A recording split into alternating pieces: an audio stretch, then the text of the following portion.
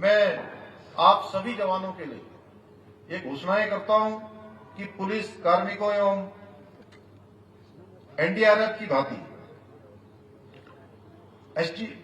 SDRF की भांति 9000 feet से अधिक ऊंचाई पर ड्यूटीरत होमगार्ड स्वयंसेवकों को 200 रुपए प्रतिदिन प्रति जवान अतिरिक्त प्रोत्साहन राशि अनुमन्य की जाएगी। एसडीआरएफ जवानों के साथ ही प्रशिक्षित होमगार्ड्स को तैनाती होने पर 100 रुपए प्रति जवान प्रतिदिन प्रोत्साहन राशि भी अनुमन्य की जाएगी। होमगार्ड्स विभाग के राजपत्रित एवं अराजपत्रित अधिकारियों एवं कर्मचारियों को प्रत्येक 3 वर्ष में दिए जाने वाले वर्दी भत्ता को प्रतिवर्ष किया जाएगा। 60 वर्ष की अधिवस्था आयु पूर्ण करने वाले प्रत्येक होमगार्ड्स को होमगार्ड्स कल्याण कोष से दी जाने वाली अनुग्रह राशि में 50,000 रुपए की बढ़ोतरी की जाएगी। मुझे पूरा विश्वास है कि ये सभी घोषणाएं निश्चित रूप से हमारे होमगार्ड्स भाई बहनों के लिए लाभकारी सिद्ध होंगी तथा प्रदेश और देश सेवा के प्रति आपके समर्पण को और अधिक मजबूती प्रदान करेंगी। इसी विश्वास के साथ आप सभी को पुनः होमगार्ड स्थापना दिवस की हार्दिक बधाई देते हुए आप सबको शुभकामनाएं देते हुए उत्तराखंड में नगर निकायों की तरह त्रिस्तरीय पंचायतों में हरिद्वार को छोड़कर बाकी जिलों में प्रशासक तैनात कर दिए गए हैं। वहीं विपक्ष सत्ताधारी दल और सरकार पर निकाय और पंचायत चुनाव न कराने को लेकर आरोप लगा रही है। कांग्रेस का कहना है कि बीजेपी हार के डर से निकाय चुनाव वक्त पर नहीं करवा रही है। सरकार की नाकामी के चलते 1 साल बीतने के बाद भी निकाय चुनाव नहीं हो पाए हैं। वहीं छात्र संघ चुनाव, सहकारिता चुनाव को भी सरकार टालने में लगी रही और अब पंचायत चुनाव को लेकर नीति स्पष्ट नहीं कर रही है। कांग्रेस के इन आरोपों का जवाब खुद कैबिनेट मंत्री प्रेमचंद अग्रवाल ने दिया है। उन्होंने कहा कि कांग्रेस के बारे में कुछ कहना उचित नहीं होगा। ऐसा कौन सा चुनाव है जो कांग्रेस जीती हो। मंत्री प्रेमचंद अग्रवाल ने कहा कि आगामी चुनाव को लेकर संगठन और कार्यकर्ताओं की तैयारी पूरी है। जब चुनाव होंगे तब पता चल जाएगा कि कांग्रेस कितने पानी में है। आगे मंत्री ने कहा कि व्यक्तिगत इच्छा ये है कि निकाय और पंचायत चुनाव दोनों ही साथ हों, क्योंकि आचार संहिता एक बार लगेगी और इससे विकास कार्य भी प्रभावित नहीं होंगे।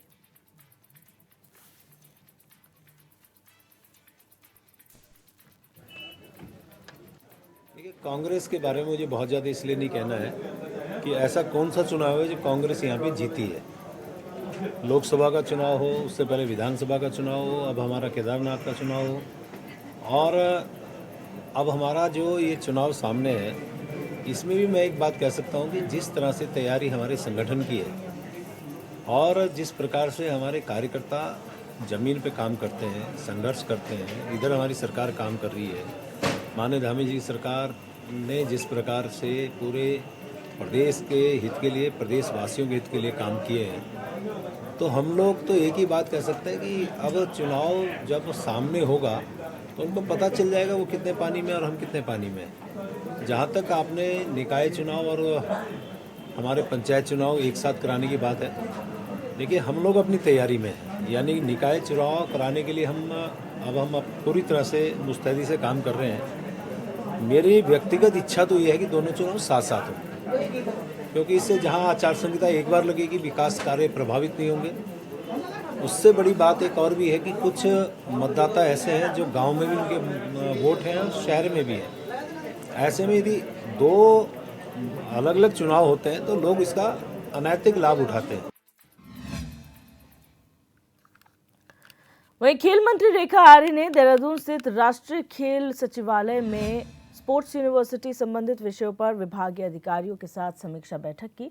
इस संबंध में मंत्री रेखा आर्य ने कहा कि राष्ट्रीय खेलों का शुभारंभ 28 जनवरी को पीएम मोदी करेंगे। हमारी कोशिश है कि स्पोर्ट्स यूनिवर्सिटी का भी शिलान्यास पीएम मोदी के कर कमलों से ही हो।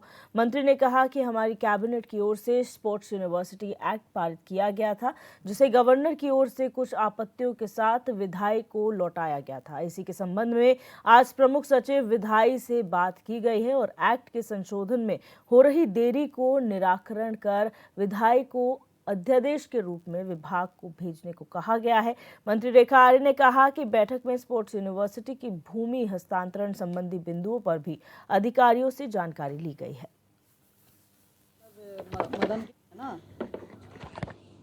28 जनवरी 2025 से राष्ट्रीय खेलों का शुभारंभ होने जा रहा है। सामान्यतः राष्ट्रीय खेलों का शुभारंभ जो है देश के यशस्वी प्रधानमंत्री जी के द्वारा होता है और उत्तराखंड से जिस प्रकार से प्रधानमंत्री मोदी जी का स्नेह, प्रेम और आशीर्वाद मिलता रहा है, तो यही अपेक्षा है कि माननीय प्रधानमंत्री जी के कर कमलों से इसका शुभारंभ होगा। और निश्चित रूप से उनके कर कमलों से एक ऐतिहासिक कार्य जो उत्तराखंड सरकार ने किया है, जो धामी जी ने किया है, हमारे खिलाड़ी बच्चों के लिए स्पोर्ट्स यूनिवर्सिटी का एक्ट से लेकर स्पोर्ट्स यूनिवर्सिटी बनाए जाने तक की पूरी प्रक्रिया को जो है अमूर्त रूप देने का जो काम किया जा रहा है, वो इसी प्रयास से भी किया जा रहा है कि जहां खिलाड़ियों का हित होगा, उसके साथ साथ में माननीय प्रधानमंत्री जी के प्रेरणाशायी खेल क्षेत्र में इतना विकास भी हो रहा है, तो उनके कर कमलों से इसका शिलान्यास भी किया जाएगा। प्रदेश में निकट भविष्य में निकाय चुनाव होने हैं, जिसे लेकर राजनीतिक दल अपनी अपनी तैयारियों में जुटे हुए हैं। इसी क्रम में आज कांग्रेस के प्रदेश अध्यक्ष करण मारा ने यमुना कॉलोनी स्थित अपने आवास पर निकाय चुनाव की तैयारियों को लेकर कांग्रेस के पार्षदों की बैठक बुलाई। इसी को लेकर कांग्रेस प्रदेश अध्यक्ष करण मारा ने बताया कि निकाय चुनाव को लेकर बैठक हुई है। इसी के साथ ही कांग्रेस के पार्षदों के साथ बजट बंटवारे को लेकर जो भेदभाव हुआ है, उसे लेकर भी बातचीत हुई है। साथ ही मलिन बस्तियों का भी गंभीर विषय है, उसको भी लेकर बैठक में चर्चा हुई है।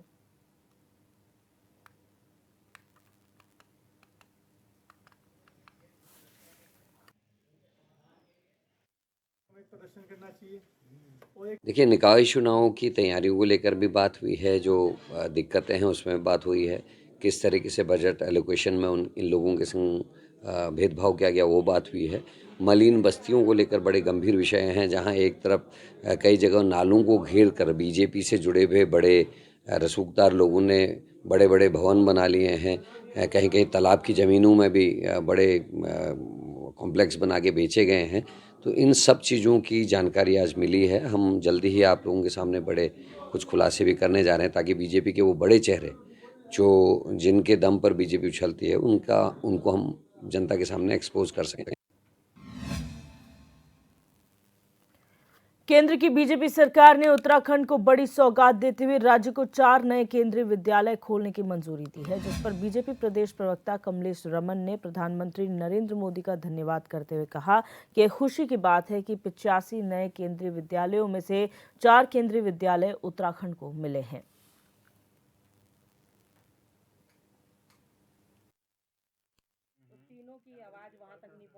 देखिए, बहुत ही ऐतिहासिक निर्णय है। देश में जिस तरीके से 85 केंद्रीय विद्यालय देने का कैबिनेट ने फैसला किया केंद्रीय, तो मुझे लगता है कि उत्तराखंड को भी 4 केंद्रीय विद्यालय मिले हैं। ये हमारे लिए बहुत ही गर्व की बात है और बहुत ही खुशी होती है कि हमारे यहाँ एक बार फिर 4 विद्यालय मिलेंगे, तो हमारे बच्चों का भविष्य संवरेगा। और शिक्षा के क्षेत्र में भी हम आगे बढ़ रहे हैं। जिस प्रकार से शिक्षा और स्वास्थ्य को लेकर के देश के प्रधानमंत्री जी आगे चल रहे हैं, मुझे लगता है कि उत्तराखंड में भी वही स्थान हम दोबारा प्राप्त करेंगे। और इस प्रकार से केंद्रीय विद्यालय हमें जो मिल रहे हैं, उसके लिए हम धन्यवाद करते हैं अपने देश के प्रधानमंत्री जी।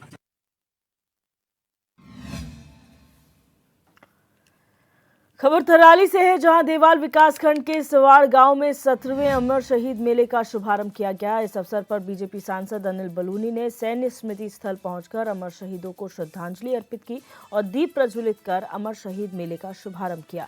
मौके पर मेले के अध्यक्ष आलम सिंह बिष्ट ने बीजेपी सांसद का स्वागत किया। साथ ही सांसद से अमर शहीद मेले को राजकीय मेला घोषित करने, सवाड़ गाँव को गोद लेने और सवाड़ में केंद्रीय विद्यालय के संचालन की मांग की। वहीं सांसद ने उनकी मांगों को पूरा करने का आश्वासन दिया और सवाड़ में संग्रहालय के विस्तार के लिए 10 लाख रुपए की भी घोषणा की। मौके पर विधायक भूपाल राम टमटा ने भी मेले के आयोजन के लिए 2 लाख रुपए की घोषणा की।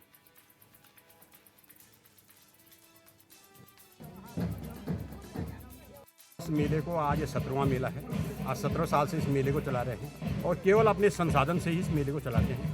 कभी कभार विधायक लोग दे देते हैं, 1-8 लाख रुपए दे देते हैं, लेकिन इस मेले का जो खर्चा आता है करीब 7-8 लाख की फिर आता है। लेकिन हम गांव वाले अपने संसाधन से ही ये खर्चा को जोड़ते हैं और इसी खर्चे में काम करते हैं। और इस गाँव वालों ने इस गाँव का जो श्रेणी इतिहास है, ये प्रथम विश्व युद्ध में इस गाँव के 22 आदमी थे।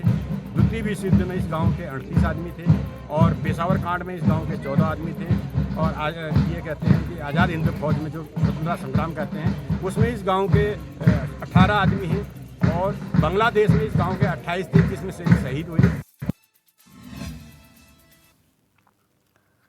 कांग्रेस के पूर्व सचिव प्रकाश जोशी और कांग्रेस अनुशासन समिति के प्रदेश अध्यक्ष नव प्रभात ने निकाय चुनाव की तैयारियों को लेकर बैठक की। इस बैठक में हरबटपुर और विकासनगर कांग्रेस कमेटी के कार्यकर्ता शामिल हुए। बैठक में बूथ स्तर से लेकर ब्लॉक स्तर पर पार्टी को मजबूत करने पर चर्चा की गई। वहीं प्रकाश जोशी ने कहा कि निकाय चुनाव को लेकर कांग्रेस पूरी तरह से तैयार है, लेकिन सरकार ही निकाय चुनाव से भाग रही है।